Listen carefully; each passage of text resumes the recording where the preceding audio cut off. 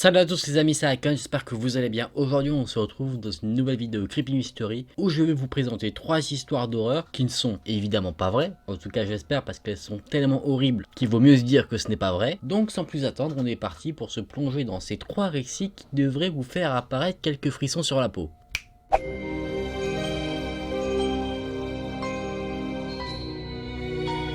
Il y avait un vieil homme qui vivait dans une très ancienne maison, dans une ville proche de la mer. Cette maison, comme son jardin, était vraiment très négligé, très peu entretenu, et il y avait des arbres, assez délabrés également autour, qui entouraient la maison. Il ne sortait que très rarement de sa maison, personne ne connaissait son nom, ou même d'où il venait. Il y avait vraiment un vrai mystère qui entourait l'identité de cet homme. Le peu de personnes qui l'ont vu en ont fait une description physique. Il disait qu'il avait des cheveux noirs, assez longs, un visage sombre et lugubre, et un regard assez perçant. Certains voisins ont dit l'avoir aperçu marchant dans son jardin avec une canne, d'où le fait qu'on pense que c'était un homme assez faible. Il y avait une rumeur qui circulait dans la ville qui disait que cet homme était très riche et extrêmement faible, qu'il était vraiment très proche de la mort. La rumeur disait également qu'il cachait sa fortune chez lui, quelque part dans sa maison délabrée. De jeunes garçons du voisinage adoraient tourmenter le vieil homme, en criant devant sa maison, en l'insultant, et ils ont même parfois lancé des pierres pour briser des fenêtres. Ils cherchaient concrètement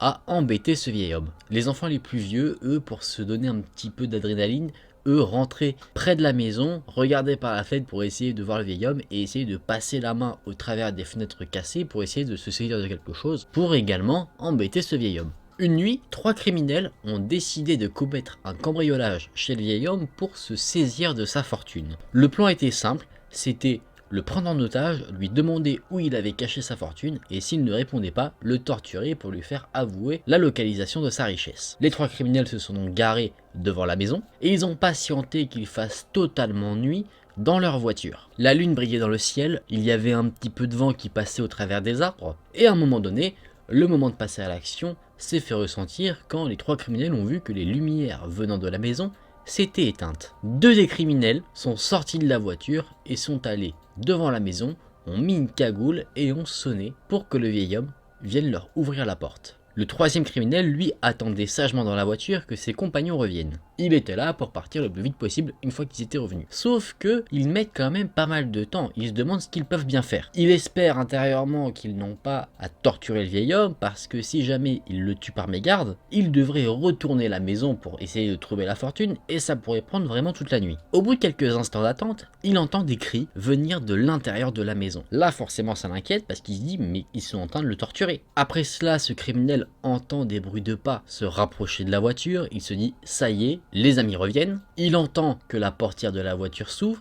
et quand ce criminel regarde qui entre dans la voiture, ce n'était pas du tout ce qu'il attendait de voir. Le lendemain matin, une voiture abandonnée a été trouvée devant la maison du vieil homme. La police a regardé les papiers qui se trouvaient à l'intérieur du véhicule et il semblait que c'était une voiture volée. La voiture a donc été rendue à son propriétaire original et quelques jours plus tard, 3 corps non identifiés ont été retrouvés sur la plage de la ville. Les corps étaient vraiment dans un très piteux état, ils étaient démembrés, mutilés, chaque os du décor était cassé et leur visage avait été tellement ravagé qu'on ne pouvait pas les identifier. C'est pour vous dire dans l'état dans lequel ils ont été retrouvés. Ce que la police dit en découvrant les corps, c'est qu'en fait, c'était des corps humains qui ont été réduits en 3 sortes de tas d'organes, de peau. Vraiment un spectacle des plus dégueulasses. Forcément, cette découverte a fait beaucoup de bruit parce que la ville était plutôt tranquille normalement et des rumeurs ont commencé à circuler naturellement. Personne ne sait qui étaient les 3 individus qui ont été retrouvés. Vous et moi, on suspecte fortement qui c'était. Et bien sûr, la population se demande qu'est-ce qui leur est arrivé. Néanmoins, ils ont quand même une supposition sur qui serait l'auteur de cette abomination. Vous l'aurez deviné, tout le monde suspecte le vieil homme. Et d'ailleurs, cette découverte macabre a fait changer pas mal de choses. Maintenant, plus personne n'ose s'approcher de la maison du vieil homme. Les enfants ne passent plus devant parce qu'en fait maintenant, à chaque fois que quelqu'un passe devant, ils ressentent des frissons, ils sentent une odeur nauséabonde, ils ont vraiment un très mauvais pressentiment. Les enfants qui s'amusaient à s'aventurer proche de la maison pour regarder à l'intérieur n'osent plus le faire parce qu'ils ont peur de ce qu'ils pourraient apercevoir à l'intérieur de la maison. Cette histoire s'arrête ici. Si cette personne était mon voisin, je peux te dire que la fête des voisins, je la fêterai pas avec lui.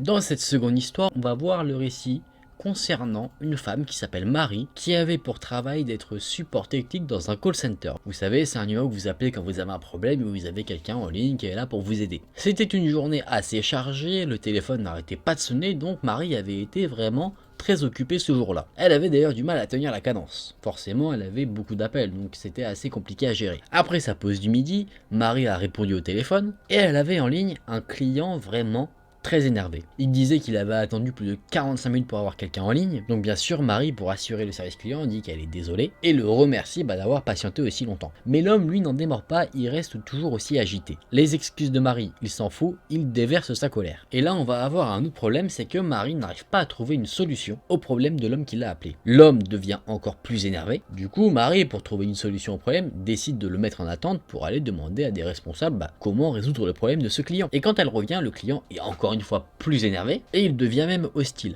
Marie essaye un peu de calmer le jeu et lui dit qu'elle va résoudre son problème aussi rapidement qu'elle le peut. Mais malheureusement pour Marie, peu importe ce qu'elle dit, le client est toujours aussi agité. Dès qu'elle dit quelque chose, ça va l'énerver encore plus. Ce client lui dit que c'est une incapable, qu'elle lui fait perdre son précieux temps, que l'appel lui coûte une fortune alors qu'au final ça ne lui sert à rien. Il est limite aussi au point de l'insulter, clairement. D'ailleurs, il devient tellement violent dans ses propos qu'à un moment donné, Marie ne peut plus tenir la conversation et elle décide de raccrocher au nez de ce client. Une heure plus tard, ce client la rappelle. Et il ne la rappelle pas pour s'excuser, pour dire qu'il s'est calmé, pas du tout. Il est encore pire qu'avant. Il continue de l'insulter, il lui demande pourquoi elle a raccroché le téléphone. Marie, encore une fois, qui ne peut plus tenir l'appel, décide de raccrocher encore une fois le téléphone. À la fin de la journée, l'homme appelle encore une fois. Mais cette fois-ci, il n'a pas du tout la même attitude qu'il avait pendant ses précédents appels. Il est beaucoup plus calme. D'ailleurs, à sa voix, Marie a l'impression qu'il est assez embarrassé de son attitude, et enfin quelque chose de positif, il s'excuse. Il lui dit que voilà, il est désolé, il aimerait bien connaître son nom pour pouvoir se faire pardonner, lui envoyer un petit quelque chose pour se faire pardonner. Marie lui dit, ne vous inquiétez pas, vous n'avez pas besoin de faire ça. L'homme répond, s'il vous plaît, j'en ai vraiment besoin, j'ai besoin de me faire pardonner. Je veux juste vous envoyer un petit quelque chose pour vous montrer à quel point je suis désolé. Marie répond, monsieur, je suis navré, mais nous ne devons pas donner notre nom au client. L'homme répond à cela, je comprends, mais s'il vous plaît, donnez-moi uniquement votre prénom. Marie se dit qu'elle n'a rien à perdre, elle dit, d'accord, mon prénom, c'est Marie. Les deux personnes raccrochent le téléphone et le lendemain matin, Marie arrive plutôt sereinement au travail quand elle voit sur son bureau un énorme bouquet de fleurs. Il y avait une carte sur le bouquet où il y avait marqué son nom et Marie est assez touchée et est surtout surprise parce que personne ne lui avait jamais envoyé de fleurs auparavant. Vous vous doutez qui a envoyé le bouquet de fleurs ? C'est le fameux homme qui était au téléphone qui voulait s'excuser. La journée suit son cours normalement, la journée prend fin, Marie décide donc de rentrer chez elle, comme tout le monde. Elle dit au revoir à ses collègues, elle prend son bouquet qu'elle compte ramener chez elle, et elle se dirige donc vers le parking. Elle voulait rentrer rapidement chez elle parce que le bouquet de fleurs était vraiment très joli et elle voulait pas que les fleurs s'abîment, elle voulait les mettre dans un vase rapidement. Normal, me direz-vous. À un moment donné, pendant qu'elle est en train de se rapprocher de sa voiture, elle entend des bruits de pas très loin d'elle, elle décide donc de regarder qui ça peut être, peut-être un collègue, et elle voit que c'est un homme d'âge moyen qui marche dans sa direction. Et là, soudainement, l'homme sort une arme à feu de sa veste, il la pointe sur Marie et dit « Personne ne me raccroche au nez ». À la fin de sa phrase, il appuie sur la détente, le coup de feu part, et Marie est atteinte pas moins de 4 fois par les coups de feu venant de l'arme à feu de l'homme. L'homme s'est enfui, les collègues qui ont entendu les coups de feu se sont précipités dans le parking et ils ont appelé tout de suite une ambulance, mais Marie, malheureusement, est décédée sur le chemin pour se rendre à l'hôpital. La police a réussi à identifier l'homme qui avait tiré sur Marie, c'était l'homme qui était en colère au téléphone. Et en fait, il a avoué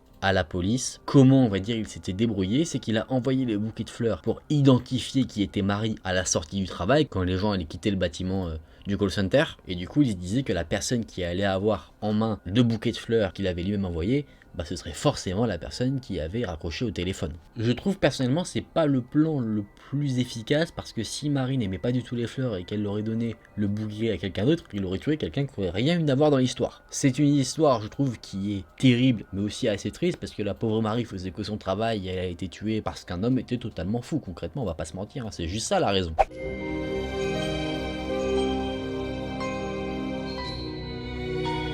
Dans cette histoire, on va se mettre dans la peau d'une petite fille. Je vais vous raconter l'histoire à la première personne parce que ce sera tout simplement beaucoup mieux pour l'immersion dans l'histoire. Grand-mère m'a enfermé dans ma chambre et elle ne veut pas me laisser sortir parce qu'elle a dit que j'avais fait quelque chose de mal. Je sais que parfois je fais des choses de mal, surtout depuis que ma maman est partie. Grand-mère me dit d'ailleurs que maman est partie au paradis. Je ne sais même pas comment elle s'est retrouvée là-bas. Je me souviens très bien de ma mère, je me souviens de ses longs cheveux noirs, de ses yeux noirs. Je me souviens de ses lèvres rouges et de ses dents blanches. Je me souviens aussi de sa peau, elle était si douce. Je me souviens aussi de son odeur, elle sentait tellement bon. Sa robe rouge sentait exactement comme elle. Elle était accrochée dans sa garde-robe. Mes grands-mères gardent toujours la chambre de maman fermée à clé. Elle dit que je ne suis pas autorisé à y aller, mais je sais où elle cache les clés, donc quand elle fait une sieste, j'y vais sans qu'elle le sache. Je vais dans le placard de maman et je sens sa robe rouge pour me rapprocher d'elle. Et j'ai une amie qui s'appelle Marie-Anne, elle vit en face de la maison et parfois elle vient à la maison pour qu'on joue ensemble à la poupée. Elle est venue aujourd'hui, on a joué à la poupée et à un moment donné, grand-mère a dit « Ne va pas dans la chambre de ta mère ». Je lui ai dit d'accord, mais quand grand-mère est partie faire sa sieste, j'ai dit à Marie-Anne « Allons jouer à nous habiller ». Je suis allé chercher la clé, j'ai ouvert la porte de la chambre et on est allé à l'intérieur.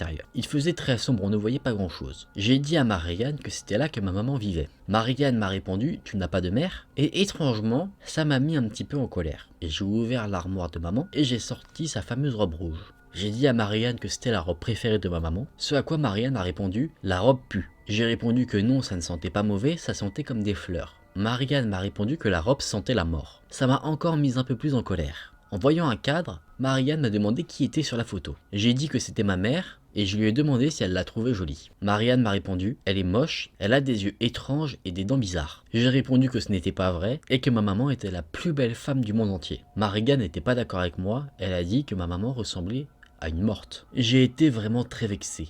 À ce moment-là, je me souviens avoir été très en colère, mais c'est la seule chose dont je me souviens. Je ne sais pas ce qui s'est passé, je crois que j'ai entendu Marie-Anne crier, mais je ne me souviens pas pourquoi. Il faisait trop sombre dans la pièce et je ne voyais rien du tout. Je n'entendais rien d'autre que les cris de Marie-Anne. Je crois que quelque chose de mauvais s'est passé. Après cela, je me souviens de voir grand-mère rentrer dans la pièce et de me crier dessus. Bizarrement, je me souviens qu'elle pleurait. Elle a pris la robe rouge de mes mains. Grand-mère m'a beaucoup fâché et j'étais également en train de pleurer. Ma grand-mère s'est saisie d'une serviette, elle a essuyé le sang qu'il y avait sur mon visage. En me ramenant dans ma chambre, elle n'a pas arrêté de me dire à quel point j'avais été vilaine. Elle m'a enfermé dans ma chambre et ne voulait pas que j'en sorte. J'étais donc enfermé dans ma chambre sans rien à faire, j'ai donc décidé de regarder par la fenêtre et j'ai vu que dans le jardin, grand-mère était en train d'enterrer quelque chose avec une pelle. J'ai vraiment dû faire quelque chose de mauvais. C'est la fin de cette histoire, on aura très vite compris que cette jeune fille a assassiné son amie parce qu'elle a critiqué sa mère, donc si je peux vous donner un conseil, si jamais vous rencontrez cette personne-là un jour, évitez le sujet des mamans, ça peut éventuellement vous sauver la vie. Bon les amis, on a fini pour ces 3 histoires, je vous propose qu'on se remette tranquillement en sécurité.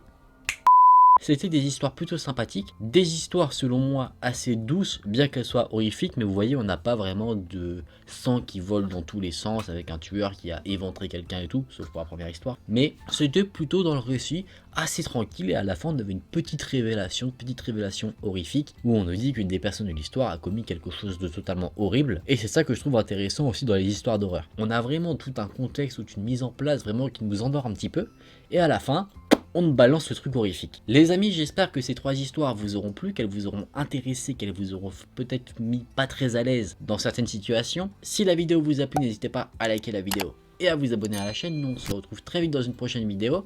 Salut!